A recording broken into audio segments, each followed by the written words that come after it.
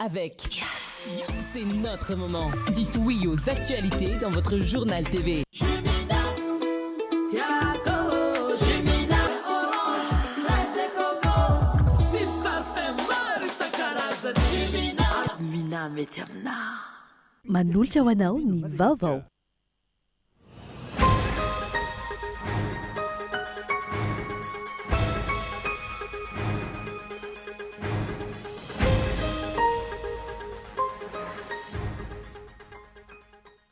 Nifandray tamin'ny fananan'ireo olombitsy fahefana teto amintsika ny fananany volabe ka antoniko firan'izy ireo mafy tamin'ny fahefana nandritra ny tona maro. Anamafy ny fiaraha-miasan'ny sehatra maro i Madagasikara sy Guinée Équatoriale toy ny diplomasia sy ny toe-karena araka ny songadina nandritra ny fionana teo amin'ny foloro tonta. Nahatratra 2,700 ireo fanadiadina nahitana trangana kolikoly. Antony 520 araka ny tatitra fanao ny bianko isatona. Lohalarana misehatra nanjakany ny kolokolo ny vondrom-bahoaka paritra itsinja ara-pahefana sy ny fananan-tany.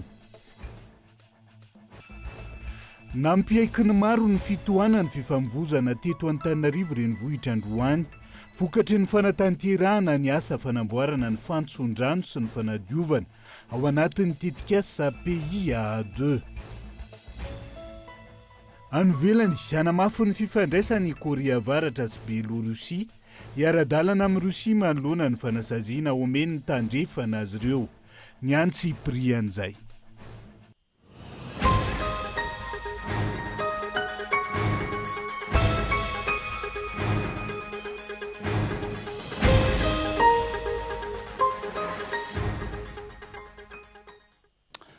Fotoanan'ny fampalalam-ba vaotsika indray eto amin'ny fitalavitra kolo. Atenina ny araba tongo kilasy tongo vavy manasana ihany koa. Anaraka ny fampalalam-ba avao hatramin'ny farany matoa andatsoratra avy hatrany nondeha nokafana ny fiarahana. Amifandray tamin'ny fananan'ireo olombitsy fahefana teto amintsika ny fananany volabe. Ny azakazahana vokatrizay ny fitadiavana sy ny fikofirana tamin'ny fahefana satria mitovy lanja amin'ny fananana fahefana ny fananana volabe. Tsy fitadiavam-bola intsony fa fitiavana vola no nanjaka nandritra ny fitondrana teo aloha matoa andatsoratra. Niova endrika ny fiarahamonina malagasy ka manjaka sy mahazo vahana ny herin'ny vola. Raha vao tsy manam-bola, tsy misitraka fitsaboana araka ny tokony ho izy, tsy mahazo fianarana sy fanabeazana tsara ny ankizy, tsy manana toeram-ponenana tsara sy azo antoka, mitafy tsy zarizary, misakafo tsy zarizary, tsy manana fahefana. Izay manam-bola eny anivon'ny fiarahamonina na dia tsy manam-pahaizana sy tsy manam-pahendrena aza no lasa manana fahefana, atahoran'ny olona, afaka misitraka fitsaboana, misitraka fianarana tsara sy ny sisa, ary toa mamiratra avokoa izay rehetra eny aminy. Ny vola no ozatry ny fiainany. Vokatr'izay, lasa mipahatoerana ao an-tsain'ny malagasy ny fitadiavam-bola. Mandraraka atsemboana isan'andro, mifo maraina ka alina vao miditra ny trano, mivezivezy etsy sy aroa, miasa saina sy miasa loha, tsy mahalala reraka satria ny vola no mifikitra ao an-doha. Rehefa mandeha ny fotoana, lasa tafahoatra loatra izany fitiavam-bola izany ho an'ny akamaroan'ny malagasy. Any ka lasa voarohin'ny vola ny olona, milentika, tsy hoe mitady vola tsotra fotsiny intsony, fa lasa tia vola. Voasongo ny vola hatramin'ny fianarana sy ny fahendrena. Lasa andevon'ny vola ny fahasalamana, ary tapahin'ny vola ny fihavanana malagasy. Ilay hoe aleo veritsikala-kalam-bola toy izay veritsikala-kalam-pihavanana fahiny, lasa nivadika ka ny vola no manjaka. Aleon'ny olona indray veritsikala-kalam-pihavanana amin'izao fotoana toy izay veritsikala-kalam-bola satria tsy misy tsy vitan'ny vola, tsy misy mahatoraka azy, ka na inona atao mety avokoa raha vao misy ny vola. Ny fitavam-bola araka izany no mahatonga ny olona hamakifasana, angalatra taolapaty, hanao ny habibiana isan-karazany eny anivon'ny fiarahamonina eny. Fitavam-bola no mahatonga ny olona hivadika amin'ny teny nomeny. Fitiavam-bola no mahatonga ny fiainana ho feny kolikoly. Fitiavam-bola diso tafahoatra no mahatonga ny olona hivarotra ny fanahiny, ankoatra ireo efa mivarotra ny vatany. Manjaka ny herin'ny vola ka mahatonga ny malagasy ho revo amin'ireo filokana isan-karazany. Isan'ny nanapibetsaka ka nahatonga ny olona ho tia vola teto amintsika ihany koa ny fahantrana lalina, mianjady amin'ny firenena. Revo loatra tao anaty fahantrana ny vahoaka malagasy, kanefa etsy andanin'izay nisy andehan'olona vitsivitsy ny galaba natao anaty arena sy volabe. Rehefa nojerena nefa dia nifandray tamin'ny fananan'ireo olombitsy ireo fahefana izany fanana ny volabe izany. Vokatr'izay lasa ny azakazahana indray ny fitadiavana fahefana satria mitovy lanja tamin'ny fananana fahefana ny fananana vola. Toy izay manana fahefana dia manam-bola, ka ireo olona jambany fahefana dia tsy izy akory fa ireo olona jambany vola ihany. Misy fotoana aza mbola resin'ny vola ihany koa ny fananana fahefana. Araka izany manao ny fomba rehetra ahazona sy fikirana amin'ny fahefana ny olona. Ny fikirany amin'ny fahefana izay tsy inona akory fa ny vola ihany. Ny vola ny nampiasainy hividianana ny safidin'ny olom-pirenena. Ny vola ny nampiasainy hanenjehana sy hanaratsiana olona ny anaty tambazotra. Ny vola ny nampiasainy azona rariny ny anivon'ny fitsarana. Ny vola ny nampiasainy hivoahana ny fonja, hitsoahana makany ivelany sy ny maro hafa. Manjaka ny herin'ny vola hamoretana ny hafa sy ny mpiray-tanindrazana, hibotona ny taniny sy ny toeram-ponenany, hakana izay kely eo ampelantanan'ny hafa, ary misy tonga hatrany amin'ny fanamperana ny ainy hafa. Tsy tokony ho adino anefa fa fototra ny vola ary tsy zavatra kendrena fa fiasana. Ny vola no lalana ombana hatongavana amin'izay ale, ary ny vola no natao ho an'ny olona fa tsy ny olona no natao ho an'ny vola. Tsy ny vola ny ratsy fa ny toe-po itiavana azy no tokony ho lanjalanjaina. Tsy aleo ve maina amin'ny rariny miaraka amin'ny olona toy izay ananan'ny hafa alahelo mandramaty noho ny fitiavam-bola diso tafahoatra. Vola marangaraka ny fomba fiteny no matetika eny anivo ny fiarahamonina tsy ampiana resabe ny makasika an'izay. Fa sehatra maro no hanamafisana ny fiaraha-miasa sy fifanohanana eo amin'ny Guinée Équatoriale sy Madagasikara toy ny ara-diplomatika sy ara-toe-karena, ny sosialy sy ara-barotra sy ny maro hafa. Nandritra ny fiaonana tao Malabo omaly samy naneho ny fahavonona ny filorotonta hitady ny vahaolana ampivoaran'izay firenen'izay sy Afrika manontolo tsy nofinofina fandriana fotsiny na fiarahana fa tena azo tanterahana zany hoy ny filohan'ny fanavaozana ny Repoblika Madagasikara. Andoharantsika ny Antsiprieny. Firenena miavaka aty Afrika i Madagasikara sy Guinée Équatoriale raha eo amin'ny tontolo ara-toe-karena na antanety zany na anaty rano. Firenena samy mahasarika mpizahan-tany ihany koa izy roa ireo. Raha toa ka voadidina ny ranomasimbe Indiana i Madagasikara, firenena voafeny Atlantika kosa i Guinée Équatoriale.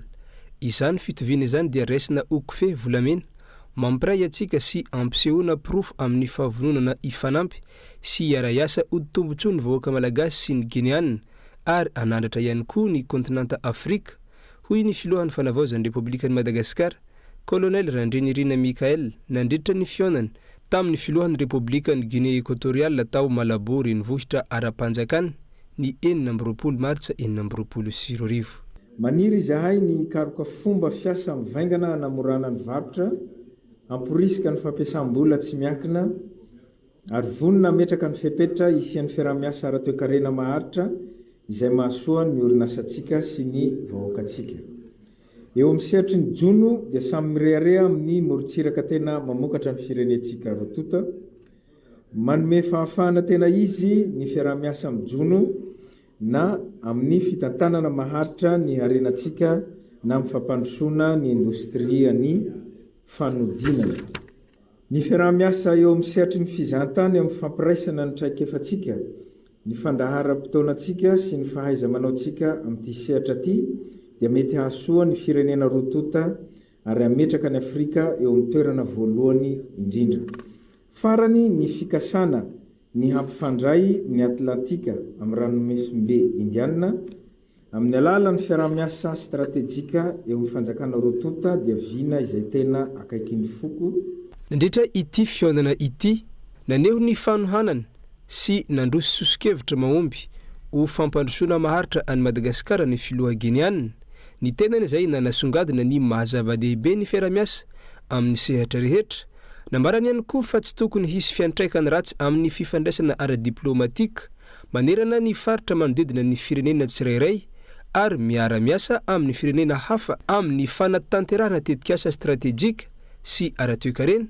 I Madagasikara tamin'ny alalan'ny filohampanjakana Colonel Randrinirina Mikael nanambara ny fahavononany anatsara ny fiaraha-miasa amin'ny Guinée équatoriale amin'ny sehatra maro manomboka amin'ny politika izany ka hatramin'ny fanabeazana sy ny asa namafy izy fa ny fiaramiasa dia andray anjara lehibe amin'ny fandrosoana firenena rotonta sy fandrosoana amin'ny faritra ihany koa ankoatr'izay navery ny filohampanjakana teto fa misokatra amin'ny firenena samihafa ny firenena malagasy miorina amin'ny asiny fisokafana sy ny fandraisana andraikitra ary ny firaisankina ny fanavaozana ny Repoblika ny Madagasikara ireo soatoavina ireo ihany no mitarika atsika amin'ny fifandraisantsika iraisam-pirenena resy lahatra izahay fa tsy safidy fotsiny fiaramiasa tatsimo fa tena ilaina izany tonga eto Guinée équatoriale ny tenako mba hanorina ny fototry ny fisakaizana mafiorina ny fiaramiasa mavitrika ary ny fifandraisana mifantoka amin'ny hoavy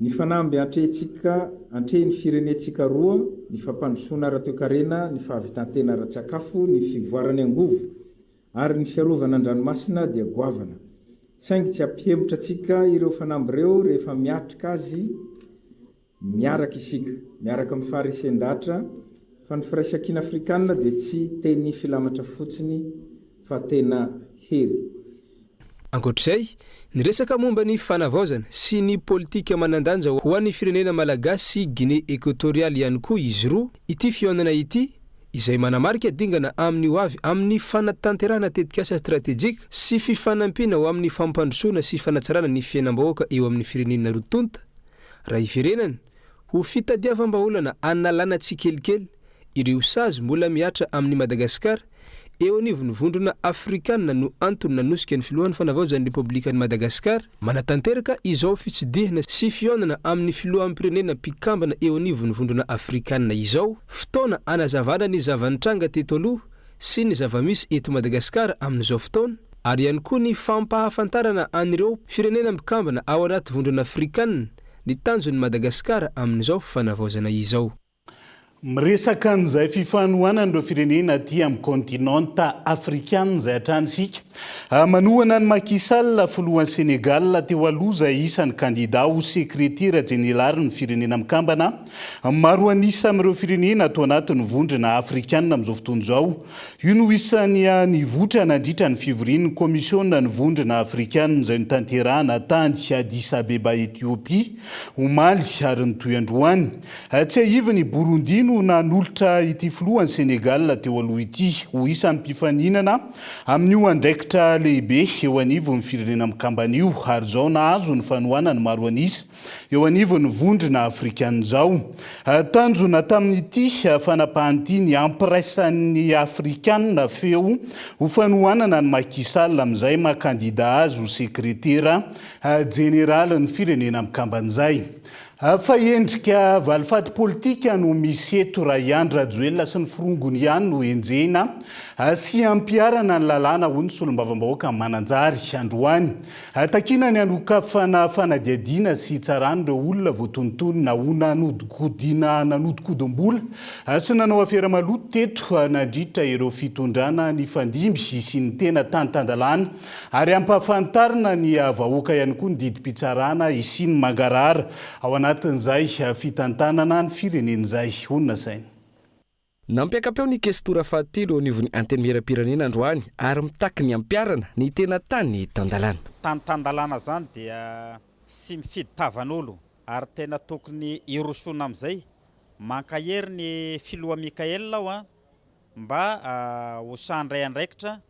satria raha ohatra ka izay firongony Rajoelina ihany no ho enjehasika eto dia tena ohatra ny hoe valifaty politika ny ataonsika fa tena naiza ka misy dossier dia tokony ho foazina aby satria azadigny fa misy olona ne sy napetraka teto amin'ity firenena ity fa nandofitra tany ivelany dia rehefa tonga ve zany regny olona regny dia efa madio zany hoe milefa zany dia rehefa vita ny exil politika dia madio ve zany le olona sao mba tokony ampitoviana ka anokafana fanadiadiana aby satria le fanokafana fanadiadiana ne sy midika hoe meloka le olo fa mifanohitra amin'izay koa zangamba mbola azo agnasarana azy vao may ampadio le olona le izy raha tena sy nanao le olo satria ny rehetrarehetra tonga avy agny dia iaho madio aleo kosa mba sy atao an'izany aleo ny fisarana mba hisangana mba hiasa takina ihany koa ny vokatra mivaingana sy aingana avy amin'ireo ambaratonga mpitsarana sy ireo tompona andraikitra manao ny fanadiadiana amin'ny raharaha 3 miliara ariary mahery very ny taona 2024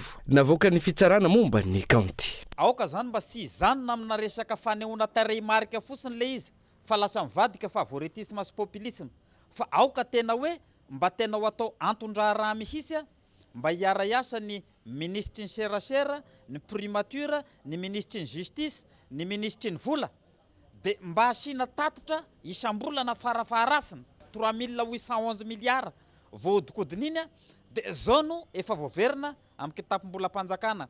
Reto koa ny fitaovam-panjakana voadikodina ka lasa nampiasaina ary lasa natao an'izao ary le olona nanao azy sy nagnodikodina azy koa leo mba ho saraina amin'izay de mba ho fantatry ny vahoaka malagasy ray manontolo hoe raha ianona nagnodina ohatran'izao satria le agnarina ne maro ihany ny fantapantatry ny olona de zay mba madio tanteraka kosa aleo mba diovina de mba miangavy ny fisarana ministry ny justice mba hizoratra amin'ny farany toy ny any anjehana any Ravatomanga an'ireo efa migadra ry ministry ny fitaterana teo aloha ry ministry ny fampianarana teo aloha regny zao de fantapoko fantapirenena ny mampigadra anazy ry Narakotomanga fa leo le izy ho atao ho an'ny rehetrarehetra fa sy hoe ho an'izay olona fahavalo politika asika. Tokony hoentitra, tokony anazava ireo tompona andraikitra sy azava tsara ihany koa ny fikaonan-doha-pirenena sy ny resaka fampihavana-pirenena misy mivoy ankehitriny mba tsy ho sakana amin'ny firosoana amin'ny fampiarana ny tany tandalana ohatra ny faneho-kevitra. Aoka mba sy ho afangaro ny concertation nationale sy ny réconciliation nationale. Concertation dia fitadiavana lalana hampandrosoana ny Madagasikara iaingany Madagasikara amina teboka ray vaovao fa sy hoe rehefa vita ny réconciliation nationale de sy azo sisinizanizy azo enjehana sony aleo kosa mba sy afangaro antran'izany fa lasa mampirisika ny olona hagnano rasindray atao anaty fanavaozana de rehefa tapitra le fanavaozana de ilefa le olona de rehefa miverina avy agny izy de lasa madio rehefa ohatra hoe mandalo mandaraina filoham-pirenena aorianany fanavaozana fotsiny de miverina le olona lasa madio be zany. Ny réconciliation nationale koa zany sy midika hoe sy maty manota fa aleo ho fongorona miaraka Andriamatoa PRRM, Andriamatoa PM ny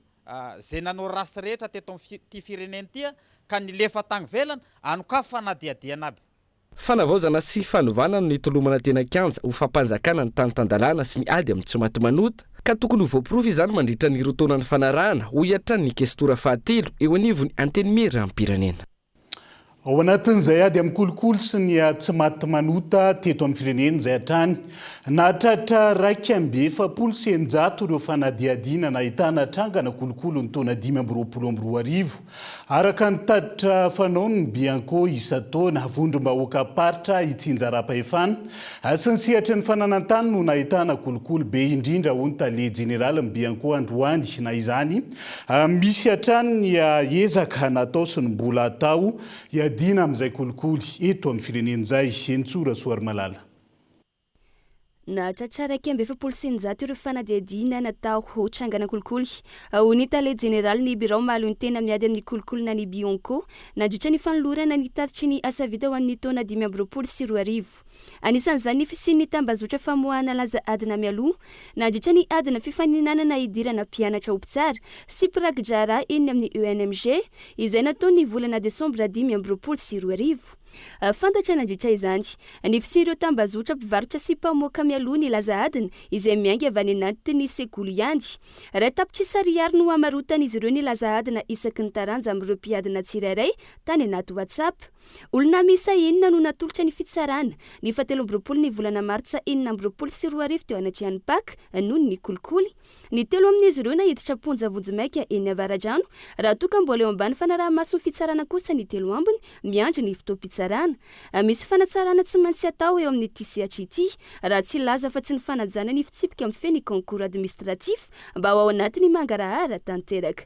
Nahatratra 2,700 ireo fanadiadiana nahitana trangana kolikoly. Maro ny trangana kolikoly hita anatin'io fanadiadiana io nisany fanadiadiana nahitana trangana kolikoly 2,700 fa raha ny kolikoly hita tao anatin'io 2,700 io kosa avy telo na efatra ny trangana kolikoly anatin'io zany hoe ny trangana anankiray ny dossier anankiray ahitana trangana kolikoly maromaro na azo lazaina hoe niavaka ny lafiny ataontsika hoe fanarahana ny fifaninanana andraisana mpiasa-panjakana ambony fa nahitana lesoka natana lesika io ary iarahantsika malala vo tamin'ny herinandro lasa sy tamin'ny herinandro ty ny zavatra misy eny anivony sekolim-pirenena manofana mpitsara sy prakidrara amin'ny fifantenana na fifaninanana andraisana mpitsara fa nahitana lesoka mahakasika an'izany ka io le zavatra avoakany Bianco misy fanatsarana tsy maintsy atao ao. Tranga misa 12 nahitana tsy fanarahan-dalàna teo amin'ny tsenam-bary-panjakana. Eo amin'ireo vondrom-bahoaka paritra Itsinjaram-pahefana no nandraisana fitarainana kolokolo betsaka indrindra rehefa natao anefa ny fanadihadiana. Nahitana ireo mpanao kolokolo betsaka koatry ny sehatry ny vondrom-bahoaka paritra Itsinjaram-pahefana ny sehatry ny fananantany raha ny fanazavana trany. Na izany tohizana trany ny ezaka natao hiadiana amin'ny kolokolo. Raha ny sehatra tena nahitana trangana kolokolo aloha amin'ny ankapobeny raha lafy fitarainana amin'ny resantsika dia ohatrany hoe any amin'ny reto vondrom-bahoaka paritra Itsinjaram-pahefana foana no andrenesana na andraisana fitarainana be indrindra fa rehefa atao kosa ny fanadihadiana ny tena ahitana olona betsaka voasaringotra amin'ny raharaha kolokolo dia mifanantsahana eo ny sehatra ny vondrom-bahoaka paritra Itsinjaram-pahefana sy ny sehatra ny fananantany fa na izany zany efa misy ezaka goavana atao amin'ny sehatra ny vondrom-bahoaka Itsinjaram-pahefana sy ny sehatra ny fananantany. No amin'ny fisiny Bianco ihany koa fa ny fahantrana no mbola mampirongatra ny kolokolo eto amintsika. Tsy maharimpery ny olona rehetra ka mitady hevitra hanaovana kolokolo. Tsy afaka atao fialokalofana nefa izany fa ny toe-tsaina no mila ovaina ho hiatrany nambarany tetsankilany. Nambarany Prime Ministre Rajon Arson Mamtina Geno Rufin tao anatin'ny lahateny nandritra ny fanokafana ny hefanlorana ny taritra fanao ny birao mahaleo-tena hiadiana amin'ny kolokolo isan-taona fa zava-dehibe ny hiady amin'ny crime organisé mandritra ny fitantanany ny gouvernemanta. Tafiditra ao anatin'izany ny hiady amin'ny kolokolo ny fanodikodonana mbola mpanjakana na koa ny fangalarana ny harem-pirenena. Hatramin'izay isika dia nitady ilay olona nanao ilay kolokolo fa izao isika dia hitady ilay vola vokatry ilay heloka ary akizany mba tsy anaovana heloka vaovao hoy izy. Arakaraka ny famaron'ny antoko politika eto amintsika no voamaika mampiletika ny firenena. Hoy ny mpamakafaka raharaham-pirenena androany tokony hoentitra amin'ny fametrahana masotsivana amin'izany ny filoham-panjakana. Akafoanana avokoa ireo izay tsy manolotra kandida hovidiana rehefa misy fifidianana. Izay andraikitra voalohan'ny antoko politika. Na izany nandoto ny fitsibidalao hatramin'izay ny avidangany voalalohany pirotsaka hovidiana Kamila Jerena ihany koa ny mahakasika izay raha ny faneho-kevitra netiny ity mpamakafaka raharaham-pirenena ity. Andoharantsika any Antsipriana. Isan'ny ny fotorany dinika mikatotrano teo amin'ny filohan'ny fanavozana sy ny filohan'ny Guinée Équatoriale omaly ny fifandraisan'ny fanaovana politika sy ny fampandrosoana ny firenena. Sarotra ny andaminana ny korontana misy eto Madagasikara raha toa ka tsy voara-maso ireo antoko politika maro hoy ny filoha guinéana ka tokony aheno izany. Efa mahatratra manodidina ny 300 isany antoko politika malagasy amin'izao fotoana. Arakaraka ny fahamarony no maika mampahatra ny firenena hoy ny mpamakafaka raharaham-pirenena. Ajoro ny antoko politika eto amintsika ifandrombahana seza, ifanenjehana sy ifandrangitana fa indrindra aorina maika tsy misy foto-kevitra izoroana rehefa misy ny tetezamita toy izao hoy ny faneho-kevitra. Dikan'izay zany re olona dia zao manana projet de société 300 tsika farafahakeliny avy amin'ny antoko politika 300 ka raha tena manana an'izany ary tsika manino tsika miamahantra andro manalo leto.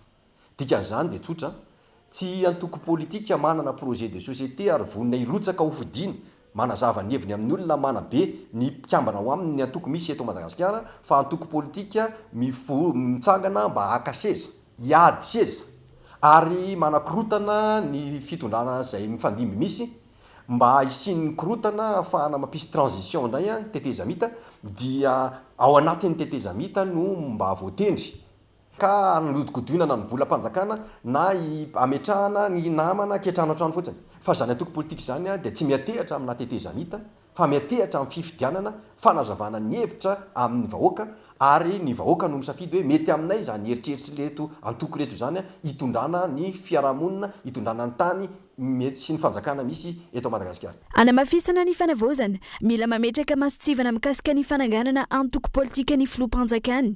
Tokony hofoanana avokoa ireo antoko izay tsy manolotra kandida hofidiana rehefa tonga ny fifidianana eto amin'ny firenena. Raha ny zava-misy milaza ho antoko politika nefa tsy manana solotena akory any anatin'ireny birao fantatsaham-bato. Ny fiatrehana fifidianana izay antom-piasiana voalohany antoko politika. Raha ny hevitro zany no tianareo fantatra dia tsotra alao ho avaozina amin'izao fotoana ny fanavaozana zao ny fanaovana politika eto Madagasikara. Fa antoko politika tena vonina hitondra fampandrosoana ho an'ny firenena, manana bazy, manana fototra ary manana projet de société.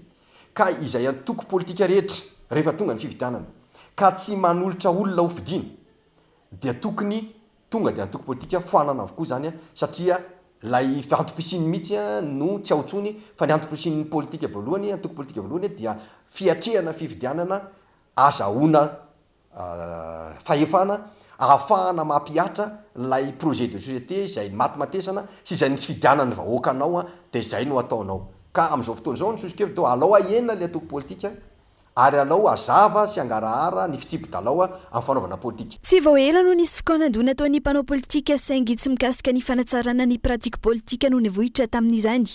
Betsy androfana hohatra ny mpamaka fakararam-pirenena. Vitsy ireo manao tamberina raikitra na fanasoavana ny vahoaka fa mitangorona kosa ho tendrena avokoa rehefa hita toerana amin'ny fitantanana. Mila manofy sika ara-te anarana ka depoka iray tokony okitiana hatrany ampotony ny fanaovana politika. Mametraka ny ainy amin'ny fomba fiaseo anivo ny fitsarana amin'sahana ny ady amin'ny fanjakana. Ireo kandida be ny tanàna amin'izao fotoana izao mazava ny pirofo tamin'ireo osoka ary vavolombelona maro no efa njoro nanapirofo ny fandikan-dalàna tamin'ny fisiana Alabato fa tsy norarahiny ireo ampitsara raha ny fanazavana andao rahantsika ny ampahany amin'izay fanampanazavana izay. Vao vetivety nisy ny commune ny tsaraina tato. Dia nisy ny fanapa-kevitra ny raisiny zareo tao dia ny hoe ny hamerenana ny fifidianana. Sa ve tompoko commune eto Andrenivohitra io ka sarotra ny mandray fanapa-kevitra ny fanohitra tamin'izany. Fa izahay reto moa dia atao hoe commune any ambany Ravikazo dia moramora ny mandray fanapa-kevitra amin'izay zavatra ny raisina taonandroany regny, mampalahelo zany regny, mampalahelo. Marina zany mibaribaro ohatran'ireny ve aiza ntsony zany marina raha reny zavatra reny no dikaina. Raha ohatran'ireny ny zava-misy dia fisaka tokoa ny marina ka sarotra tadiavina. Ka ho anay manokana amin'ny commune Ampany dia tsotra ny preuve tao procès verbal fiandry ve no acceptevany conseil d'état, procès verbal fiandry feno alatra sonia. Ny procès verbal tao amin'ny bureau de vote ny Ampany, procès verbal hosoka misy caserona ministère population dia zany ve dia ho ekena ny zavatra ohatran'izany efa andro ny fanavaozana tsika zao ka oka sika mba tena hipetraka mba hitodika amin'ny tena hoe hampanjaka ny tena marina fa safidim-bahoaka ny lalaovineto. Arak'izay dia tsanatry tokoa ve fisaka marina ka sary tadiavina eto amin'ity firenena ity. Raha mpitso anatin'ny fampalalam-baovao moa no anarahana misimisy kokoa ity fifanolana ara-pifidianana miaraka amin'ireo antota taratasy sy pirofo samihafa mifandraika amin'izay netin'ireo kandida ireo. Fa tonontosandroany lanonana fanokafana amin'ny fomba ofisialy ny CCRM na Chambre de Commerce Russie Madagasikara izay natao hampiakatra ny fifanakalozana ara-barotra eo amin'ny firenena rotonta. Vonona ny fanjakana malagasy sy rosianina hiara iasa amin'ny CCRM ho fanatraran'izay tanjona napetrak'izay ka etao Andriatsilavo. Tafatsangana ny antenimeran'ny varotra Rosia Madagasikara na ny CCRM izay manamarika dingana lehibe amin'ny fanamafisana ny fifandraisana ara-toekarena misy eto amintsika. Irindra kokoa ny fiaraha-miasa, avitika kokoa amin'ny fampiasam-bola sy ny fifanakalozana ara-barotra manomboka izao ireo mpisehatra rehetra. Tanjona lehibe ankoatra ny fampitomboana ny abetsaky ny fifanakalozana, ny fampitomboana ireo vokatra ifanakalozana eo amin'ny firenena roatonta, ny fanitarana ny isan'ny mpandray anjara sy ny fampifandraisana bebe kokoa ny filan'ny tsena rosianina sy ny tsena malagasy amin'ny fahaiza-manao ny mpandrara raha ny fanazavana. Isan'ny vokatra aondran'ny Madagasikara ny Rosia raha tsy aivina ny kakao sy ny vokatra avy aminy, ny voankazo, ny kafe, ny dite ary ireo zava-manitra isan-karazany. Raha ny fanafarana avy any Rosia kosa indray dia ahitana ireo fiara sy kojakoja maro samihafa miaraka aminy, milina sy fitaovana mekanika samihafa, fitaovana fandrefesana sy fanaraha-maso ary ny sezika. Dia izay ihany koa no entintsika amin'ny sendvedivety ao anaty doka fohy, aza misaraka aminay ary.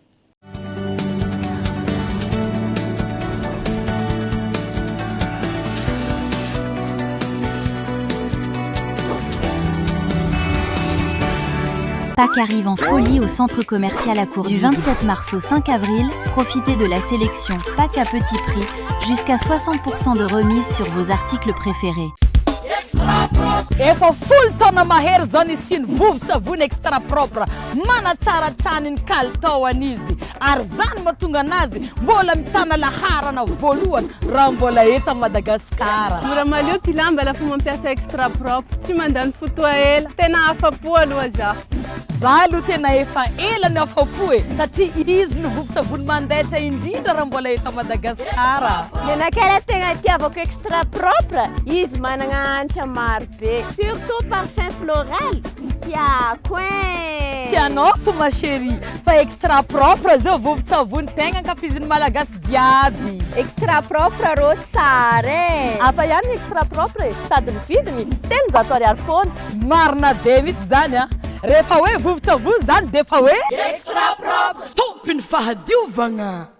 Jumina tiako Jumina mangala etaitanaka manala etaeta itanao mpivarotra rehetrarehetra meilleure qualité mitondra vitamine C.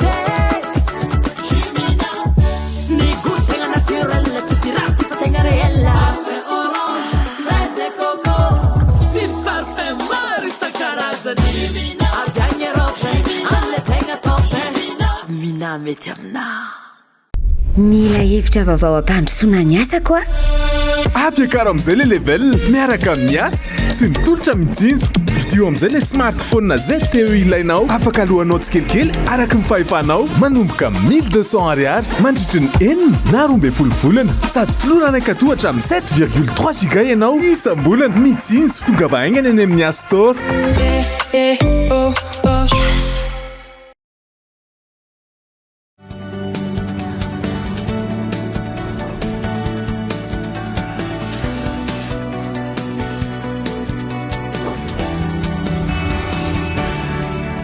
Anoizatsika ny tapany faharoa amin'ny fampalalam-baovao amin'ity ala ity.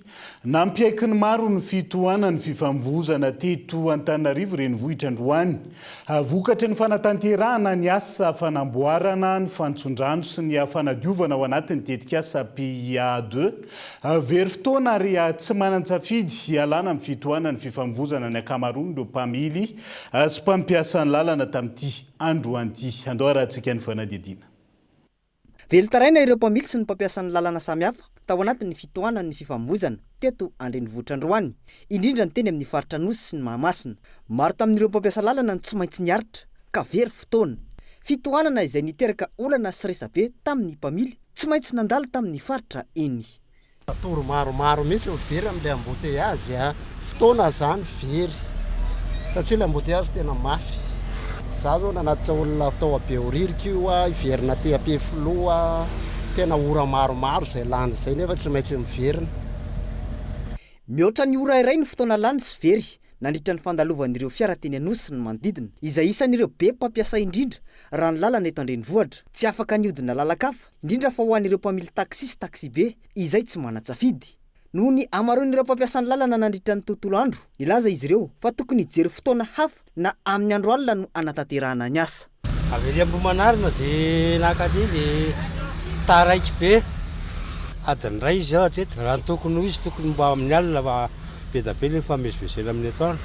Araka ny fandaram-potoana navoaka ny tetikasa PIA2 nanomboka ho malenina amby 20 Martsa 420 ny fanatanterahana ny asa ka mety aharitra hatramin'ny 12 Jolay raha tsy misy ny fanafainganana na fandaminana vaovao. Mamporisika ireo mpamily sy mpandeha an-tongotra ny manam-pahefana ny hitadiavana lalakafa ialana amin'ny fitohanany ny fifambozana sy hiomanana sahady amin'ny mety ho fahatarana mandritra ny herinandro maromaro araka ny fotoana fiasana.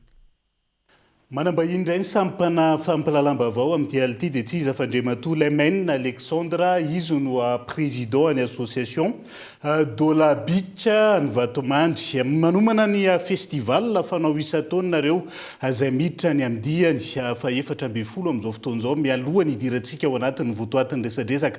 Manahoana marina mahakasika an'izay festival Dola Beach zay? Faly miarabanao Iva, miaraba ny mpanaraka ny vaovao. Ny festival Dola Beach dia festival efa misy isan-taona izy io. Ary amin'ity 2026 ity tsika dia miditra amin'ny andihany fa 7-20 zay ho tanterahana amin'ny fahatelo ka hatramin'ny fahenina ny volana aprily ho avy zao eny amin'ny torapasika Vatomandry.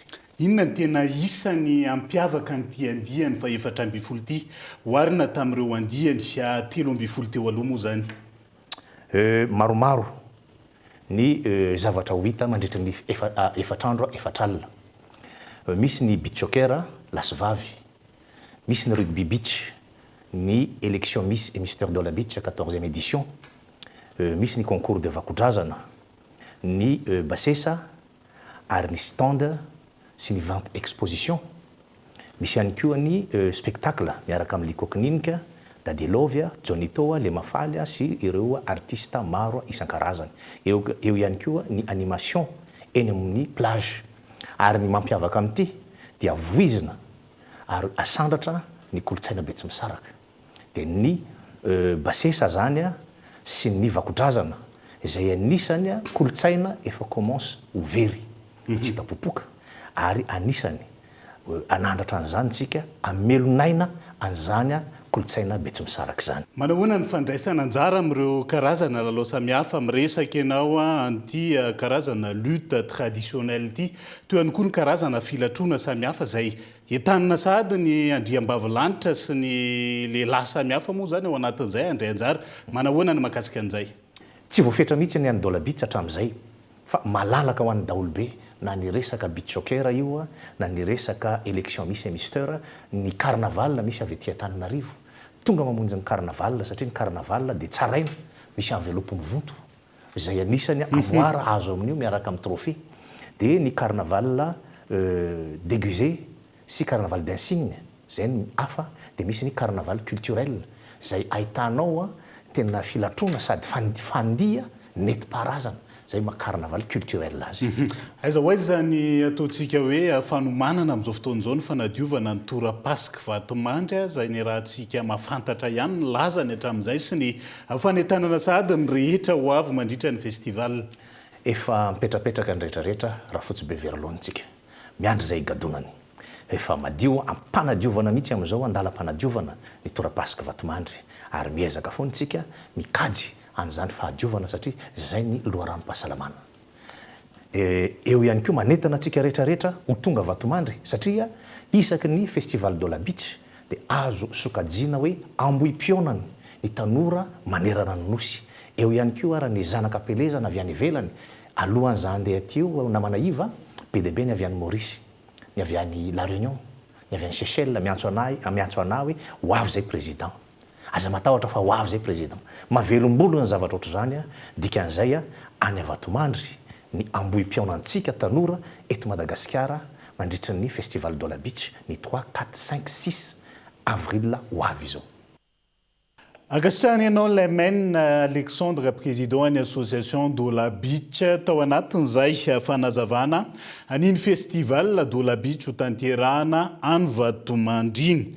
Fa ho fanomezana fahafampo ireo mpanjifa manome tolotra manokana fa andrehetra mahazo boke tsara kokoa amin'ny vidy mirary mandritra ny fety mipasika 2024 Star Times Madagasikara amin'izao fotoan'izao.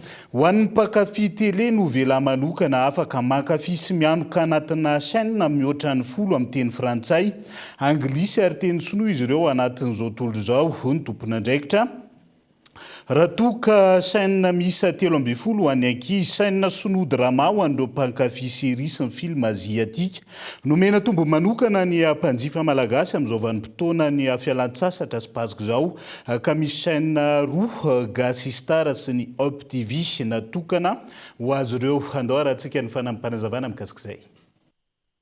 Mahakasika ny totrapaka eto amin'ny StarTimes dia misy karazana anankitelo ho an'ireo efa mpanjifa StarTimes raha mampiasa DTT izy na DTH izany hoe raha mampiasa bouquet basique na smart amin'ny 28 000 ariary izy dia manampy 5 000 ariary dia mahita ny bouquet eo ambony mandritra ny iray volana izany hoe mahazo tombony 17 000 ariary be izao ilay mpanjifa raha ohatra ka bouquet eo ambony vidiana amin'ny sarany 10 000 ariary. Manarak'izay indray totra faharoa raha ohatra izy manao réabonnement mandritra ny 2 volana ho an'ny basika na smart ihany izany hoe 28 000 ariary ampitombona anankiroa dia mahita ny bouquet eo ambony ihany izy mandritra ny 2 volana ihany koa izany hoe mahazo tombony 7,500 ariary be izao ilay mpanjifa satria raha tompony andora etsy ariary izy amin'ny bouquet eo ambony dia lasa 7,500 ariary.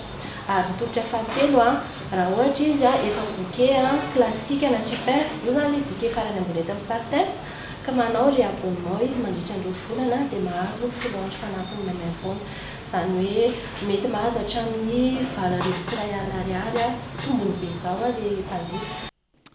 La fomba voafa fifaninanana natao hitiavan'ny mpianatra ilay taranja andrali matematika izay nofarana androany teny amin'ny lycée française Ambatobe ny andian'ny faharoa. Nahitana vokatra izany raha ny fanazavana ary nitombisy ireo ankizy tsy natahotra intsony ny taranja matematika ka eto Andriatsilava. Nitomboisa ireo mpandray anjara tamin'ny rally matematika andian'ny faharoa izay nifaranana teny amin'ny lycée française Ambatobe androany. Raha toka ny telo voalohany ihany nahazo loka tamin'ny andian'ny voalohany niakatra olona 4 izany tamin'ity andian'ny faharoa ity. Ny fifanana moa zany dia ohatran'ny isan-taona iny tsy miova misy etapy anankitelo foana dia ny etapy voalohany moa zany le phase éliminatoire nalagany liste tamin'ny 10 décembre anaovana azy dia izy iny zany hoe ny ankizy zany any amin'ny établissement misy anazy rehetrarehetra any sekoly misy anazy any nofaninana dia izay voalohany amin'izay ihany no tafakatra phase régionale. Dia avy eo tamin'ny 14 janvier to amin'ny lycée Berville Analakely anaovana ny phase régionale dia zany hoe izay ankizy rehetrarehetra zany nandresy tany amin'ny établissement tamin'ilay phase voalohany nofaninana tao dia izay tafakatra tamin'io ihany zany sisany zany hoe nisy anankisivy zany zao ny tafakatra tamin'io izay catégorie dia izay ihany zany no tafakatra taty amin'ny finale taty amin'ny lycée français tamin'izao andro anio zao. Nanomboka ny taona 4 no nahatsapa ireo mpampianatra matematika fa atahoran'ny mpianatra io taranja io. Araka izany nitady fomba hafa isariana ny sain'ny mpianatra itiavany ny taranja matematika izy ireo. Antony nametrahana ny rally matematika izay atao tahaka ny kilalao. Ka ao anatin'izay zany misy karazana hoe zavatra tsy maintsy ianarana sy filahana mba hahafana manao an'izay. Ilay lazadina dia zavatra fiainana andavanandro dia ampianarana ny ankizy zany mba hoe ahoana ny hamadihana an'izay ho lasa matematika. Manao modélisation izy zany dia avy eo manao résolution araka ny zavatra nampianarana tany ampianarana dia avy eo azo indray ny résultat dia manao interprétation izy hoe amin'ny réalité inona ny hevitra izay zavatra izay ohatra ny ahoana ny zavatra atao. Izay zavatra izay zany amin'ny alalan'ny rally matematika no anabeazana ny ankizy dia mba hiainany tsy azo lazaina ho hainy lesona raha tsy efa hiainana ka dia efa asaina miainana izay zany ny ankizy dia raisiny izay fahalalany sy fahaizana izay dia lasa traikefa ho azy dia hainany amin'ny fiainana andavanandro ary hita hoe mahavahaolana amin'ny fiainana andavanandro izy amin'ny alalan'izay fanaovana rally matematika izay. Ary any ampianarana dia hita tokoa ny fivoarana ankizy izay manao rally matematika lasa mahafehy kokoa an'ilay taranja satria tafiditra ao amin'ilay fitiavana sy fahaizana mifehy azy. Araka izany nahitana fahombiazana ny firosoana tamin'ny fifaninanana tahaka izao. Sekoly misa 70 teto Antananarivo renivohitra niampy ireo sekoly maro hafa tany amin'ny faritra no nandray anjara tamin'ny ity rally matematika andian'ny faharoa ity. Ireo vaovao nisongadina tao amin'ny page Facebook ny vaovao ny Kolo TV tamin'ity androany ity indray no ndao rahantsika vetivety. Fitsaboana miavitsy ny mpitsabo manam-pahaizana eto Madagasikara raha ny fanamariana nataony Hanovo professionnel de santé dia tsy ampy sy miavitsy ny mpitsabo matianina ary manam-pahaizana manokana eto Madagasikara. isan'ny antony mahatonga izany ny fandianan'ireo mpitsabona vitan'ny fianarany sy efa manana traikefa miasa any ivelany nambaran'ny anova fa manodidina ny 700 eo ny isan'ny ankizy nivoaka tamin'ny fakulté misa enina manofana ho mpitsabo manoloana izany anefa misa 420 ireo mpitsabo afaka tamin'ny EVC 2025 na ny épreuve de vérification des connaissances ahafahana manao ny asa fitsaboana any Frantsa misa 400 izy ireo tamin'ny taona 424 fanampin'izay tsy nisy ihany koa ny fifaninanana idirana ho interne qualifiant efa ho roa taona izao raha toka 10 fotsiny ireo noraisina tamin'ny taona 2022 sarinady atsila réunion miaramila komorianina misafito tsy hita izay nalehany niala andaharana totosany sarinady papango 2026 izay natao tatsila réunion tamin'ity herinandro ity hetsika niarahana tamin'ny fahazoi firenena 5 ahitana ny Madagasikara, Comore, Seychelles, Maurice ary Mayotte no nandray anjara nandritra izany nisy fitsoahana andaharana nataon'ireo miaramila komorianina misafito raha ny loharanom-bavao dia mbola tsy hita ireo komorianina ireo hatramin'ny androany zazakambana very tany Vatomandry hita faty tao amin'ny ranon'ny Sandramonongy Vatomandry ny iray tamin'ireo roa lahy kely kambana izay efa nokarohin'ny fianakaviana nanomboka ho maly alakamisy tsy fantatra na maty ny lalao rano na maty nisy namono mbola tadiavina kosa ny zazalahy kely iray ka andrasana ny toy ny fanadihadiana ahitana ny marina Nepal nazy prime ministre vaovao Nepal Ibalendra Shah rappeur 5 taona no voatendry ho prime ministre ao Nepal androany zoma 7 mars 2024 taorian'ny fandresena azo ny antokony tamin'ny fifidianana solombavambahoaka tany Antoerna ny 10 mars 2024 lasa teo solotenany izay da ao Nepal tafapetraka anatin'ny fitondrana Ibalendra Shah enimbolana taorian'ny ny etsiky ny tanora noho ny kolokolo sy ny tsy fanarahan-dalàna vonina andefa ny tafika Ugandais iady amin'ny Iran hanampy ny Israely ny général Ugandais Miozi Kainerugaba mafanafoa amin'ny fanohanana ny Israely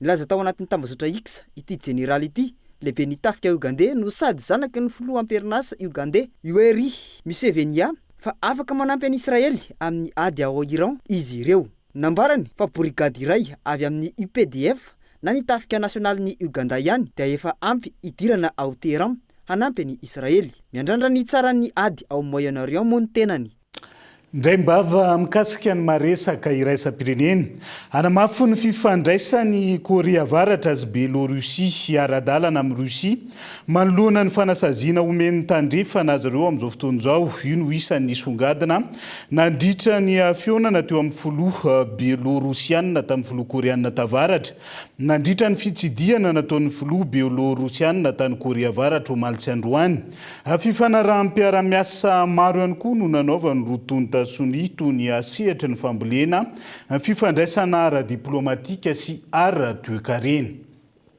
dia izay ihany koa no entina manakatona ny fiarahantsika ho an'ny androany naiza misy anao angasitrahany ianao nanaraka ny fampalalam-baovao hatramin'ny farany zomandray ny andro azadimo ho an'ny androany ny fandaharana ankitso-po rehefa zoma toy izao iresahana ny gouvernemanta vaovao vola be vohodikodina teto amin'ny firenena nandritra ny fitondrana teo aloha araka ny tatitra nataon'ny fitsarana momba ny compte eo ihany koa ny resaka fokonan-doam-pirenena ho resahantsika ao anatin'ny fandaharana ankitso-po rehefa avy eo zay anasana vahiny misa roa ihany koa makasika izay amin'ity an'io ity fandaharana izay anasananao avy hatrany aorian'izao fampalalam-baovao zao tena kosa mametraka ny veloma mandrapitafa veloma toko